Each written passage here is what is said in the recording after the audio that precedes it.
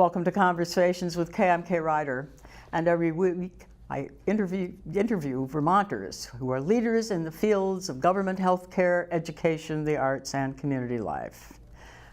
Welcome to our guests on radio, WBTV FLP 99.3 FM. Glad to have you aboard. Our guests are David Nieweem, who is the musical director and conductor of the Aurora Singers, a chamber music group of singers in Burlington, and Tom Hyde, who is a member of the Oriana, I'm getting all mixed up here, the two groups. Tom Hyde, who was a member of the Aurora, he is now a member of the Aurora Singers, and was formerly a member of the Oriana Singers in Burlington, Vermont. Now, we'll all talk about these two groups and have a lot of fun. Welcome. Thank you, Kate. A little confusing here on all this stuff, isn't it? Yes. How did the Aurora Chamber Singers get started? Well, they started with the Oriana Singers, obviously. And what happened was, well, when Bill Metcalf told us he was going to retire, I assumed that that would be the end. But it turned out really a lot of the singers did not want it to be the end. And so we had a meeting, and like half of the singers came, and they were quite determined that we should continue. And so we found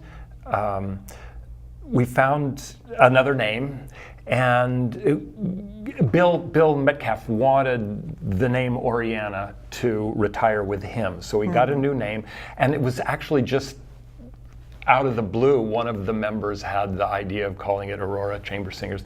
And we still had some money left over in the budget from Oriana Singers. So, and we did some more fundraising, and we found David, which was exactly what we wanted, and that was that. Great.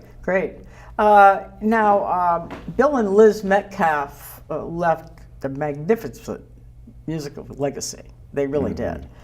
What is the goal of the Aurora Chamber Singers? Do you have a goal in mind? Well, that's a great question, Kay. The Oriana Singers specialized in Baroque music.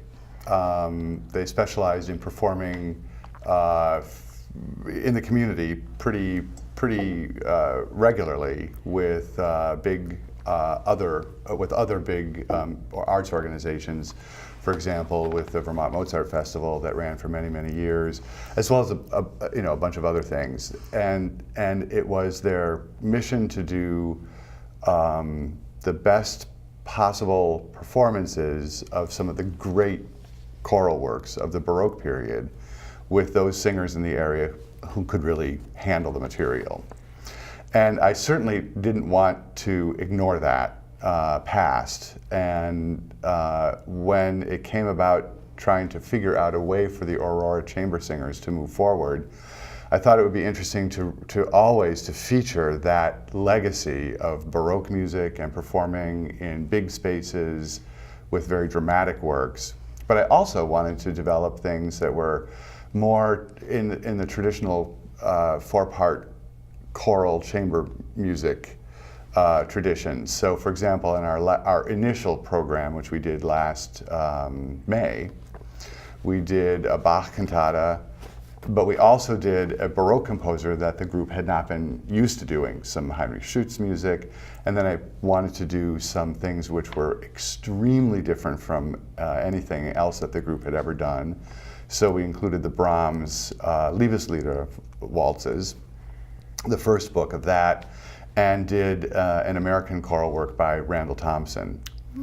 So this fall, when I was coming together, trying to put together a program, we got into dialogue with the Burlington Chamber Orchestra and their music director, Yutaka Kono, and planned to do a joint program this December, which again features a large work from the Baroque period, a J.S. Bach cantata, number 140, as well as a Joseph Haydn Mass, an Austrian composer, called the St. Nicholas Mass.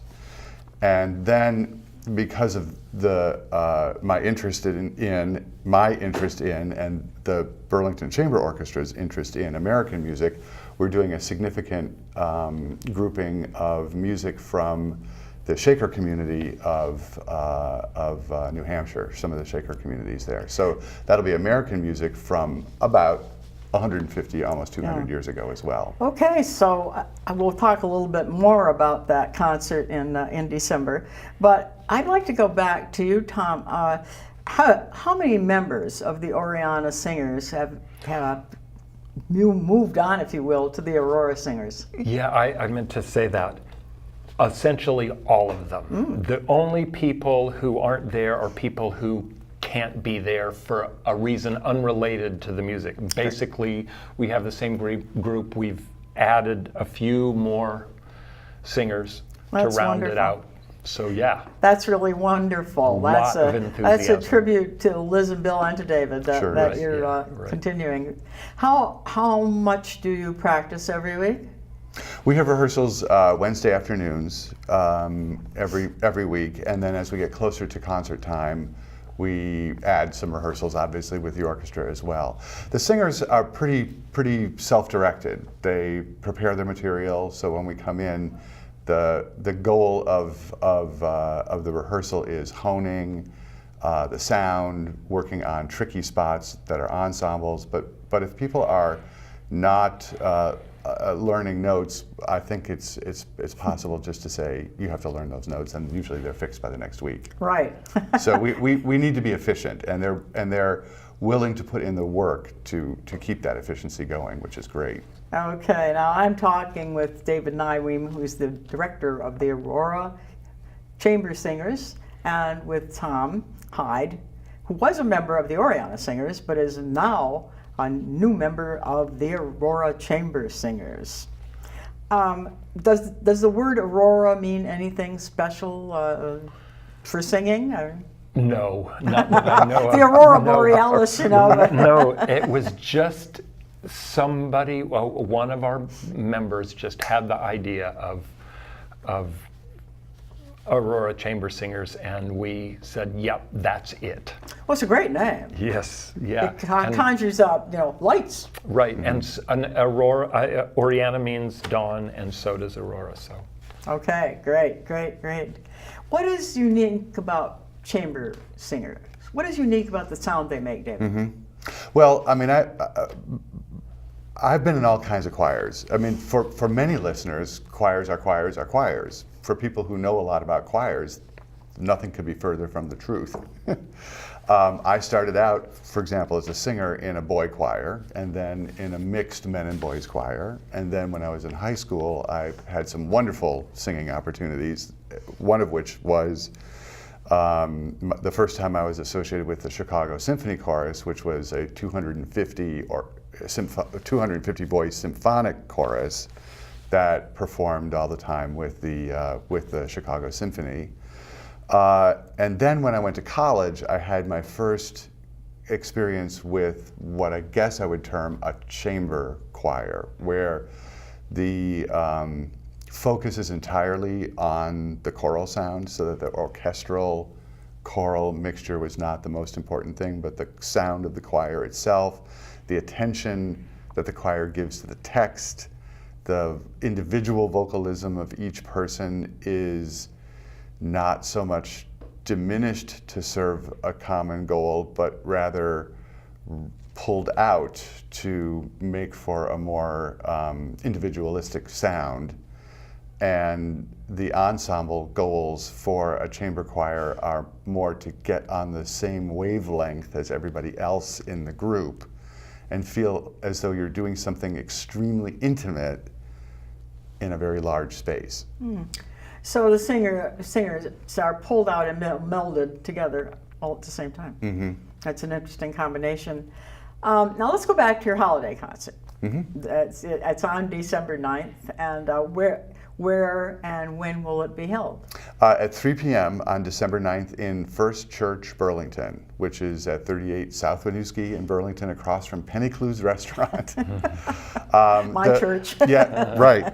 And Oriana Singers performed there with the Vermont Mozart Festival for many, many years. And I can tell you as a listener, I attended those concerts and was always just so happy about the beautiful blending of that amazing architectural space in the prominent location downtown, and the beautiful music that comes out from that. So I'm very, very happy to do a big choir orchestra concert in that space. Right. Now, where would someone buy tickets for that concert? Normally, we put the tickets on sale at Flintix, which is just flintix.org, about a month before the performance. So mid-November, you'll start being able to get tickets. Okay, and always at the door. Right, good.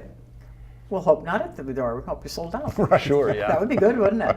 And you're performing a work by Bach, which is, I think, rather interesting. It's about a wedding, a special wedding, and I found it rather a cryptic tale, so go ahead. Well, I'm happy to talk about it. It's we are in the in a time when the music that was written for choirs was often associated with the liturgical calendar, the church calendar. And J.S. Bach, who was prominent church musician in the Baroque period, wrote most of his choral works.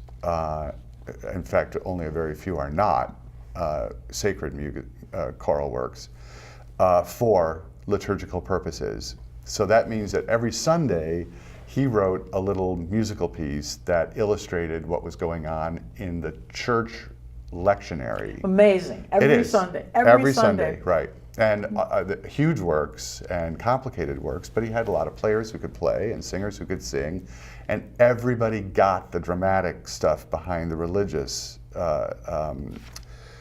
script, if you will. That is no longer the case. People don't know or understand or have embedded in their minds the many, many, many references that are allusions in the works of these great Baroque pieces. So it's kind of complicated when you start to deconstruct it and explain it to the modern audience. But here goes a little version of it. In Advent, which is the first season in the church year, the whole emphasis is on preparation. And the very first words in the Advent service are, wake up, night is flying, and soon opportunity will be there in the form of a religious coming, assuming, right. Essentially. And if you're not awake and that procession comes by and you're not part of it, you will miss an important step in your personal development, which of course at that time was all religious development. Right, right. Now we have psychology, we have Freud and all that sort of stuff. Back then, they explained it to people in a much more blunt way. Yeah, right. I'm fascinated. There's a big wedding, and 5 women have their oil for the wedding. The wise and foolish maidens, as they're called. Right. The wise ones are prepared with their oil lamps ready to go, and the foolish ones either don't have oil, or they've fallen asleep, or they don't have a match, or somehow or another they notice only after the fact that everybody else got there, got awake, got together, and entered into the glory of, the illusion here is wedded life. The example is wedded life. The illusion is eternal life. And so the concept is, if you want to develop spiritually, if you want to be part of a bigger movement, so to speak, it's really important to be awake and alert and ready to move. And this is the story of those women preparing themselves for the arrival of the bridegroom being an allusion to heavenly happiness in the form of Jesus, and being certain that you're, awake and aware and prepared and appreciative of what it is that can offer you. Yeah, as a woman, I find it quite an interesting little part of the Bible, because obviously it's virgins and it's young women, and it was a patriarchal society, and so they're waiting for a man to come, and it's quite a fascinating thing. But I also, Bach's music I can't imagine having to sit down every week and write something for a church service. And what beautiful music he wrote. Absolutely lovely. Now you're also going to do Hadyn and Nikolai Mass. Tell our audience about that, please. The Nikolai Messe, or the St. Nicholas Mass, as it's called in English, was a work for 4-part chorus and chamber orchestra with a couple of winds that Hadyn wrote. And Hadyn was after Bach one of the great composers of religious music. Again, this was at a time when musicians were servants of a larger corporation. In the case of Hadyn, he was employed by the Esterházy family, which was a Hungarian and Austrian family that traveled large. This was a magnate family. They had agricultural businesses, they had trading businesses, they had, oh my gosh, any number of enterprises that made them a critical crossing point in doing commerce in Central Europe. So you have to try to imagine the Esterházy family was like the Bill Gates family. And the Esterházy family could have not only its many buildings and palaces in both cities and in the country, but it traveled with a staff and it traveled with entertainment. As I tell my students at UVM, because I'm also a professor of music there, this was at a time when they didn't have movie theaters, they didn't have radio, they didn't have anything. They had themselves. They had musical instruments, they had rooms, they had texts, and they had time. So what the aesthetic was combined with a social mission, and that was to engage and edify and illuminate concepts to a group of people, as well as, of course, to show off to the competition, and show why brand Esterházy was better than brand Kinski or brand any of the other noble families that were living around the same time. So again, on a very regular basis, Hadyn had to produce large entertainments for audiences, and certainly chapel life was still very, very large at that time, and thus the many wonderful masses that Hadyn wrote.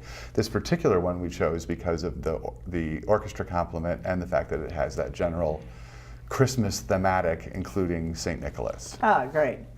Are you also singing Christmas carols in that performance? You guys, you're gonna do Christmas carols? There will be some. Besides actually the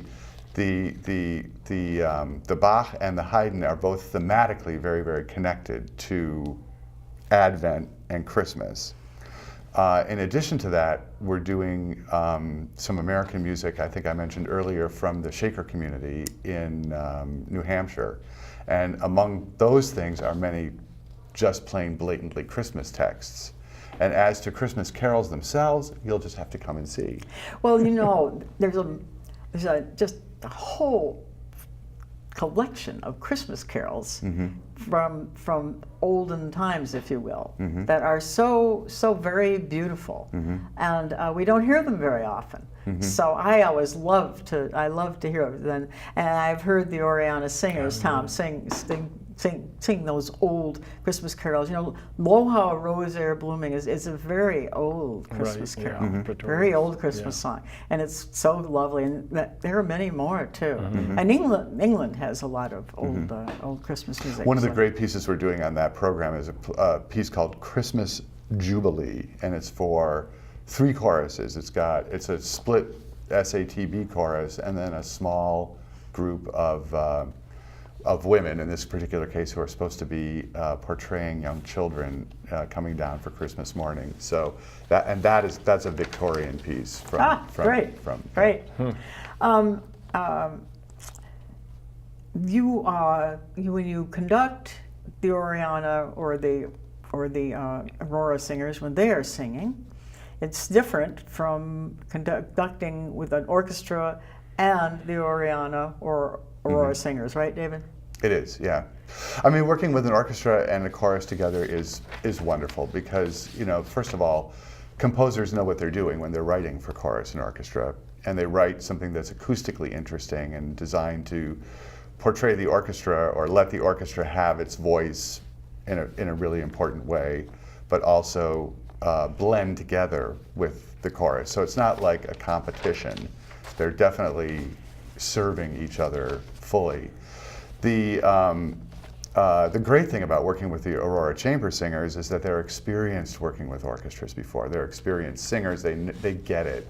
And they know how, from working with each other and listening, as I mentioned earlier, one of the things that's so important in being in a chamber group is having your ears out and listening to other people and gaining from the people you're working with a collective sound that's enticing and seductive and all the things that a choral sound can be. Those same singers are very sensitive to working with musicians, and they can kind of meld in with the string sounds and the wind sounds that come from the orchestra. So the conductor's job is to prepare the chorus really well with the music, to prepare the orchestra really well with the music, and then let them have an experience which can only be had with a chamber group, one where they're all listening to each other and gaining from each other better kind of perspective on delivering the drama points that are inherent in a choral composition. Right. Tom, are you a tenor or a bass? Bass. Bass. That's the part I sing, yeah. Right. When you sing a part, you have worked on it yourself, and then when you got to the rehearsals, do you hear all the people around you as well as the other parts? Yeah, you got to hear the other people. Partly because the way you obviously have the music in front of you, but you also know what you should be singing because you know where you fit into the harmony. So you have to hear the other people. Right. Does that make sense? Right. And you all have to come in together. Yes. And you all have to end together. Well, yeah, I mean, there's somebody telling us when to start and when to end. Right. Yeah. And but you can hear someone next to you. And do you ever learn something from someone you're next to? Oh heavens, yes, yeah. Especially when I started in Oriana 30 years ago, and I stood next to Phil Ambrose, and thank heavens for that. I learned so much from him because he, had been doing it for a long time. So I have benefited from my colleagues. Yes. That's great. That's a great tribute to the group. Absolutely. Yeah. Now, David, you're going to have a spring concert also. Mm-hmm. And do you know where and when that will be or not? Yes, we know that it's going to be in March or April of next spring, and the program is pretty much set. And that actually is going to be a great program and a slightly different type of program from the typical program that Oriana used to perform all the time. We're doing a large part of the program is dedicated to the poetry of Langston Hughes. and as set by a variety of different American composers. There's a set by Henry Pickett of a grouping that he wrote called Sea Change. His wonderful poem, I've Known Rivers, is set by John S. Wark. And that grouping, I think, will be a very, very meaningful one because the poetry is so ecstatic and the music is really, really great.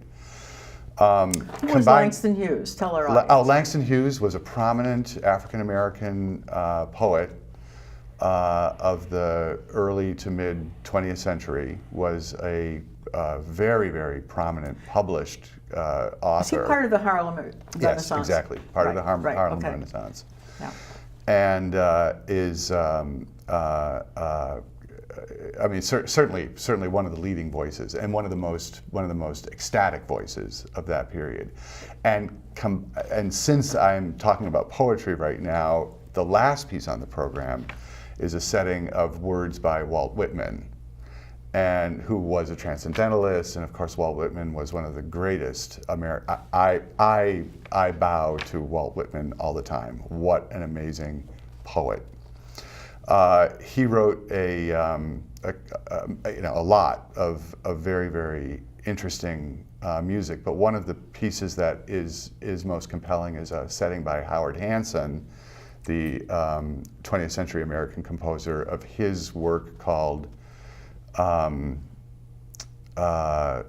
called Song of Democracy, but it's based on a couple of poems by Walt Whitman, one of which is An Old Man's Thoughts of School, in which he talks about the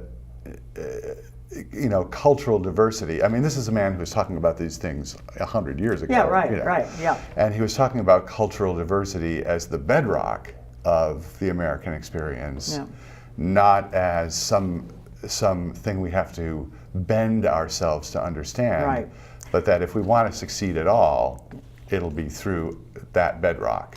Interesting. David, we don't have much time left here. All the members of the Aurora Singers, the chamber singer, volunteer their time and talents. They're giving a great gift to the community, aren't they? Oh, absolutely. We hope so. Yeah, right. Yeah. And I think that Edward St. Vincent Millay also, some of her poetry has been set to music too. Oh, yes. And I would look forward to hearing some of that. Mm-hmm. Well, I thank you for your the gifts you give to the community. The gift of music is a marvelous thing, and I am just delighted as a fan of the Oriana Singers. I'm delighted that their legacy is going forth. You hate to lose things like that, and the music of Bach and Haydn. And I like the idea that you're doing some American music, David. So carry on with the Aurora Chamber Singers. Thank you for coming. Thanks for the conversation, Kay. Thank you, Kay. And thank you for joining us on Conversations with Kay.